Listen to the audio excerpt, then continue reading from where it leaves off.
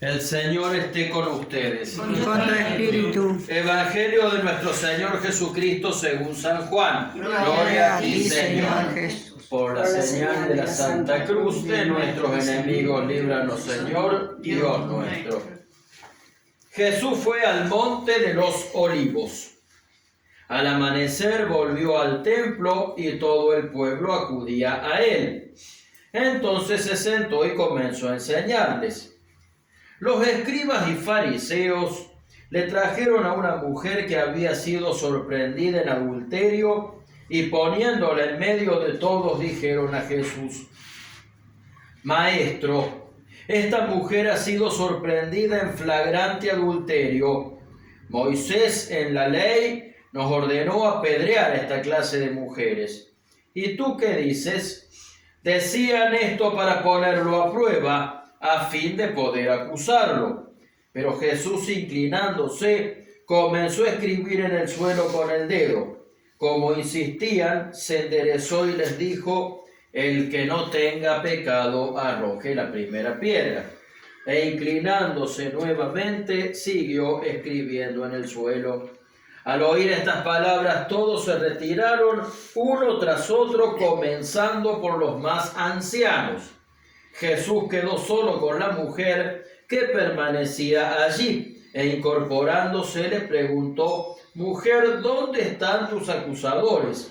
¿Alguien te ha condenado? Ella le respondió: Nadie, Señor. Yo tampoco te condeno, le dijo Jesús. Vete y en adelante no peques más. Palabra del Señor. Gloria a ti, Señor Jesús. Por las palabras del Santo Evangelio sean borrados nuestros pecados. Amén. Tomen asiento. ¿Cuántas veces habremos escuchado esta frase? Hasta los que no son católicos, hasta los que no son cristianos la usan y pareciera que entienden su significado. El que no tenga pecado, que arroje la primera piedra.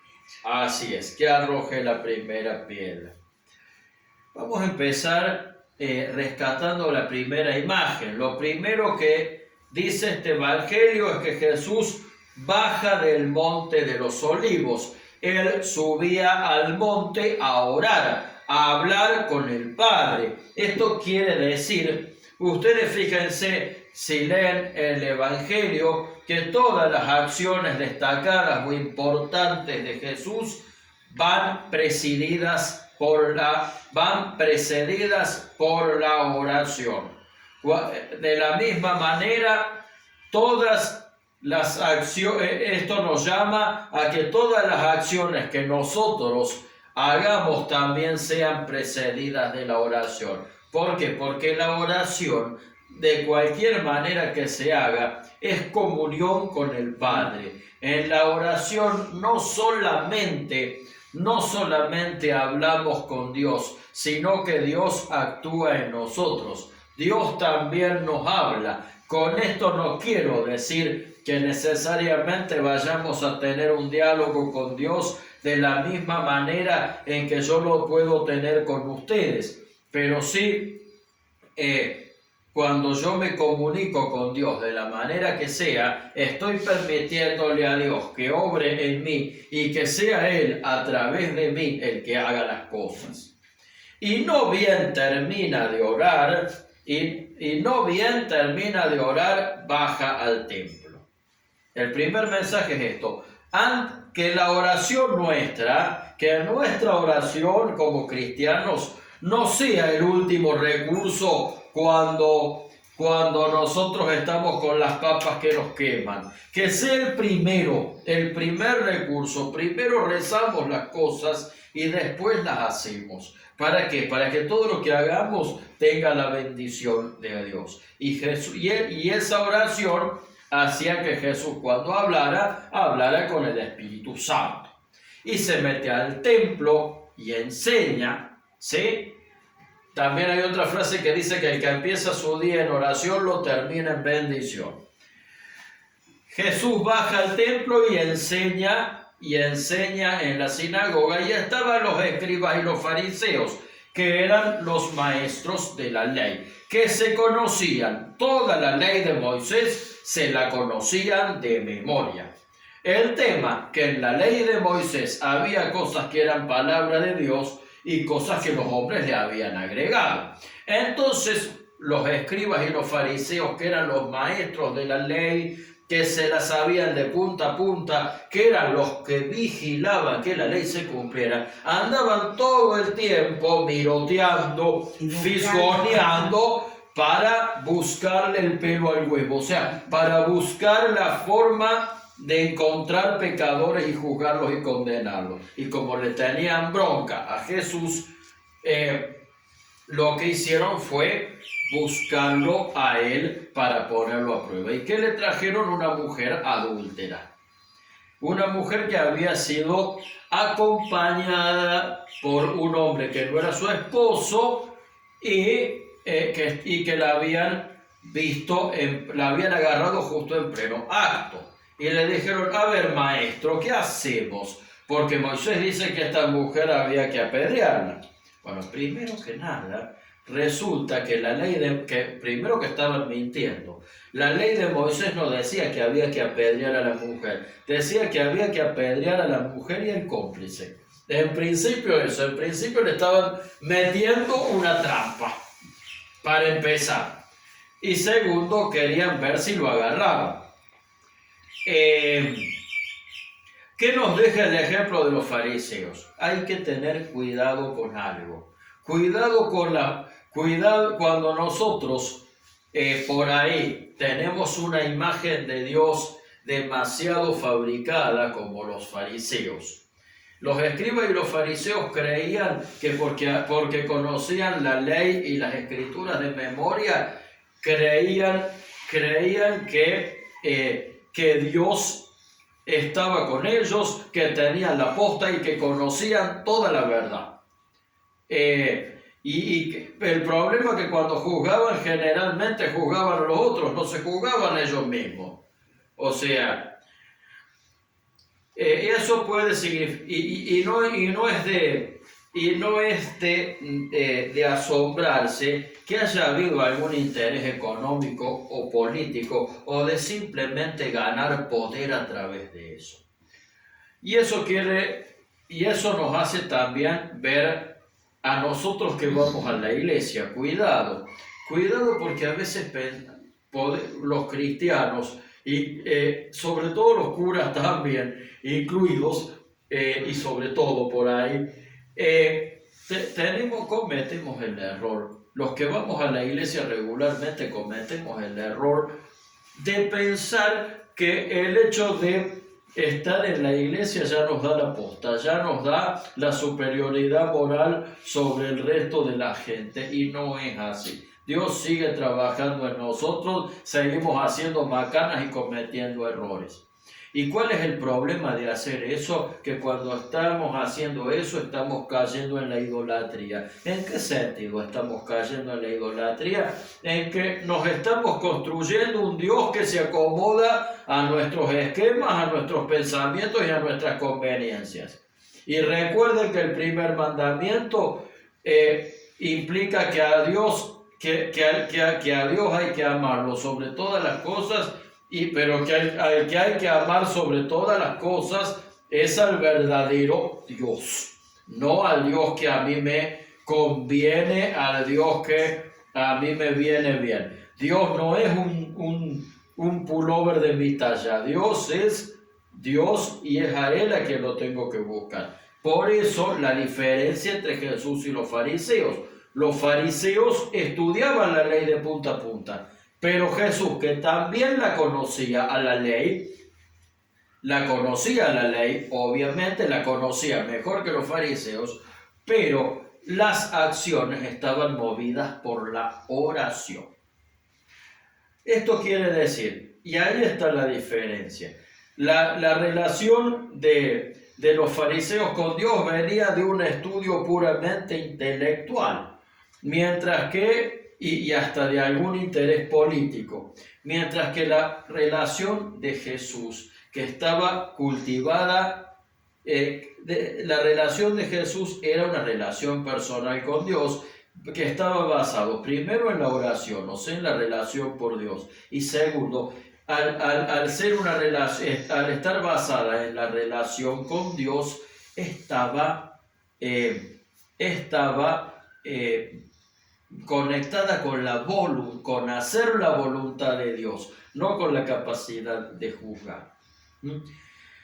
Por eso es importante la fe es un don de Dios, pero a la fe hay que cultivarla con el estudio, porque sí hay que leer, sí hay que aprender de la fe, hay que hacer catequesis, hay que leer la Biblia, hay que hacer cursos de religión, católicos obviamente, porque hay que conocer la doctrina, pero también es importante la oración, porque la oración es la relación con Dios. Ser amigo de Jesús es justamente eso, tener la relación de amistad que un hijo tiene con su padre. Por eso es lo fundamental de la oración. Vamos ahora a este tema de ¿para qué? Para que terminemos adorando al verdadero Dios. Para que terminemos viviendo según la voluntad de Dios y no según lo que a mí me parece que Dios dice, que a veces es algo que yo puedo terminar manipulando a conveniencia mía. Cuidado con eso. Después viene lo de la mujer, lo más importante. Jesús dice, el que esté libre de pecado que tire la primera piedra, y dice que todos se van, empezando por los ancianos. Recuerden que en la cultura hebrea el anciano era, en cualquier cultura primitiva, en cualquier cultura antigua, el anciano era el que tenía la sabiduría. Sí. Por eso dice empezando por los ancianos. O sea que hasta los ancianos vieron su sabiduría hackeada por el mismo Jesús. Y le dijo a la mujer, ¿qué hizo con la mujer? La miró con amor. La miró con amor y la perdonó con todo el amor del mundo. Muchos se preguntan, hay mucha gente que se pregunta qué es lo que hubiera estado escribiendo Jesús en ese momento. Hay quienes también dicen que Jesús en ese momento se puso a escribir porque le había agarrado bronca y no sabía qué contestar y no quería contestar muy en caliente. Pero yo más bien me preguntaría cómo se habrá sentido esa mujer al ver la mirada más amorosa. Qué privilegio que el mismo Dios te mire con amor y dulzura y te dije, yo no te condeno, porque yo te amo, porque yo te tengo misericordia. O sea, caramba, qué hermoso, qué suerte la de la adúltera, que tuvo la suerte, benditos, como dice el pregón pascual, bendita culpa que nos vino a traer tan gran Redentor. O sea, bendito el pecado que nos llevó a Jesús, que nos llevó a tener al mismo Jesús al frente, al mismo Dios al frente, mirándonos con amor. La invitación de hoy en día es mirar nuestras piedras. No nos sirve para nada mirar las piedras de los demás. No nos sirve para nada mirar el pecado de los demás. Lo que nos sirve es mirar cuáles son esas acciones que nos alejan de Dios, pero no para echarnos la culpa, no para flagelarnos ni nada, sino para abrirnos a su perdón y a su misericordia, sino para darle eso, para entregarle a Jesús eso, para pedirle perdón, tomarse en serio el sacramento de nuestra confesión. Como habrán visto en nuestra tradición católica nacional, católica independiente, católica antigua, ustedes habrán visto que la absolución y la confesión se puede hacer en la misma misa, ¿sí? Por eso les doy la absolución así como. También se puede hacer la confesión auricular con el sacerdote. Aprovechar esto. ¿Por qué? Porque dejar que Jesús transforme nuestras vidas. Jesús no justificó el pecado de ella, No, él le dice, vete y no peques más. Él no dijo en ningún momento dijo, en ningún momento Jesús le dijo que estaba bien lo que había hecho. Simplemente le dijo, yo no te condeno. Porque ¿qué habrá sido lo que llevó a esa mujer a pecar? ¿Qué habrá sido lo que llevó a esa mujer a elegir otro hombre que no fuera su marido? ¿Sí? Por ejemplo.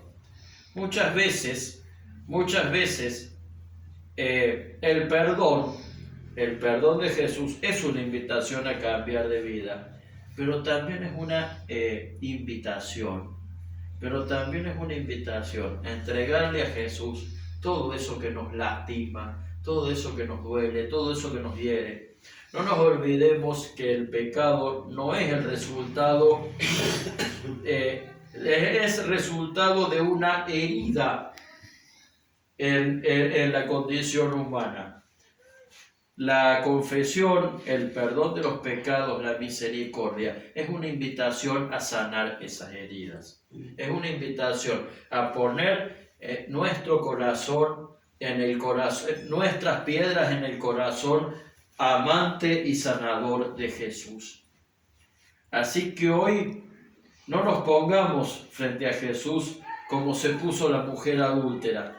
Pongámonos como se pusieron los escribas y los fariseos, que de tanto que sabían de Dios, tenían a Dios al frente y no lo supieron reconocer. Ese es el problema cuando nos la creemos, que tenemos a Jesús al frente y no lo sabemos reconocer. Pongámonos como la mujer adúltera. Pongámonos frente a él y digamos, Señor, yo soy un pecador, estoy herido, estoy vulnerado, estoy lastimado. Pongo mi corazón, pongo mis piedras en tus manos para que vos me perdones, para que vos me sanes. Amén. Amén. Amén.